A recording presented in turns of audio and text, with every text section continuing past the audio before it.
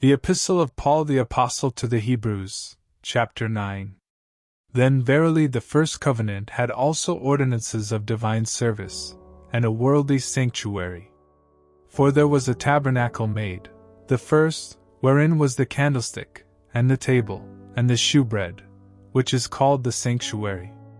And after the second veil, the tabernacle which is called the holiest of all, which had the golden censer, and the ark of the covenant overlaid round about with gold, wherein was the golden pot that had manna, and Aaron's rod that budded, and the tables of the covenant.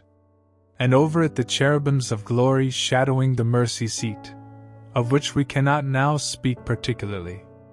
Now when these things were thus ordained, the priests went always into the first tabernacle, accomplishing the service of God. But into the second went the high priest alone once every year, not without blood, which he offered for himself, and for the errors of the people. The Holy Ghost is signifying that the way into the holiest of all was not yet made manifest, while as the first tabernacle was yet standing, which was a figure for the time then present, in which were offered both gifts and sacrifices, that could not make him that did the service perfect, as pertaining to the conscience, which stood only in meats and drinks, and diverse washings, and carnal ordinances, imposed on them until the time of Reformation. But Christ being come an high priest of good things to come, by a greater and more perfect tabernacle, not made with hands, that is to say, not of this building, neither by the blood of goats and calves, but by his own blood he entered in once into the holy place, having obtained eternal redemption for us. For if the blood of bulls and of goats, and the ashes of an heifer sprinkling the unclean, sanctifieth to the purifying of the flesh, how much more shall the blood of Christ, who through the eternal Spirit offered himself without spot to God, purge your conscience from dead works to serve the living God? And for this cause he is the mediator of the New Testament, that by means of death, for the redemption of the transgressions that were under the first testament, they which are called might receive the promise of eternal inheritance. For where a testament is, there must also of necessity be the death of the testator. For a testament is of force after men are dead, otherwise it is of no strength at all while the testator liveth.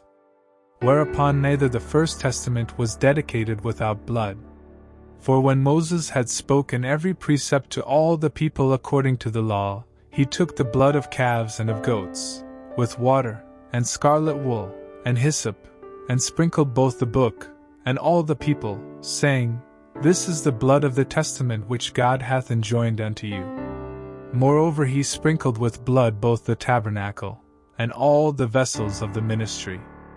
And almost all things are by the law purged with blood, and without shedding of blood is no remission.